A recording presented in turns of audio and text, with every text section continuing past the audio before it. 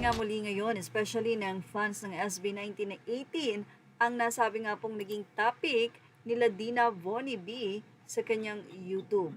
Ilang beses na rin kasing ginamit ang kantang Dun Ka ni Dina Vonnie B. Pero this time, sabi ng nagpost na si Carla Marie, yung tipong seryoso yung usapan, biglang pumasok si Dun Ka, hehehe, cute ni Danica and Miss D. Say naman sa mga comment section, pansin ko favorite ni Miss D yung Dun Ka, twice na tong naririnig ko sa kanya. Nako, mukhang 18 ang mag-inang Dina at Danica. Welcome na yan. Actually, sa nasabi kasing topic, tinanong ni Miss Dina Vonnie B kung may mga sinunog bang photo si Christine Hermosa na mga naging ex nito. Sinabi naman ni Christine na marami. Kaya agad-agad ay napasalita na naman si Dina Vonnie B na siguro sinabi mong diyan ka na. Dun ka, dun. Hanggang sa kumanta na nga itong si Danica at sinabing tumabi ka dyan. Dun ka, dun. This is the second time na ginamit nga ni Dina Vonnie B sa kanilang YouTube channel ang nasabing kanta ng SB19 na Dun Ka.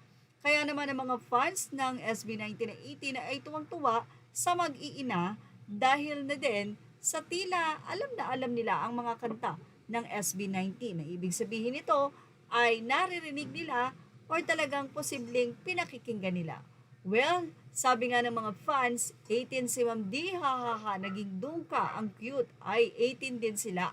Aba, si Miss D may dance steps na lapag mo na yung dance challenge mo po, hahaha, biglang tumabi ka dyan.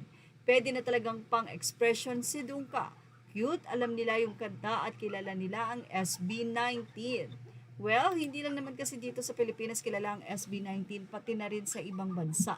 Kaya naman, parang sa ngayon, medyo konti na lang siguro yung hindi nagso-social media, yung hindi nakikinig sa radyo, ang hindi makakikilala ang grupo ng SB19. Pero sa ngayon, marami ang natutuwa nga sa mag-iina, especially kay Miss D, dahil this is the second time na ang Dun Ka ay nabanggit sa kanilang mga naging topic. Kalug na kalug nga raw si Danica at pati na rin si Christine Hermosa ay nakanta ang nasabi nga pong song na Dun Ka. Mukhang kabisado nila ang song na ito. But anyway, yan po ang mga kwentong 18 na inilalapag nila sa kanyang social media na walang nakakaligtas kapag ka pinag-usapan na ang nasabi nga pong grupong SB19. Well, Danica at Miss D, winelcome na nga po kayo ng 18. Mukhang talagang nakatutok sila sa mag-ina at sa mga magiging topic nito.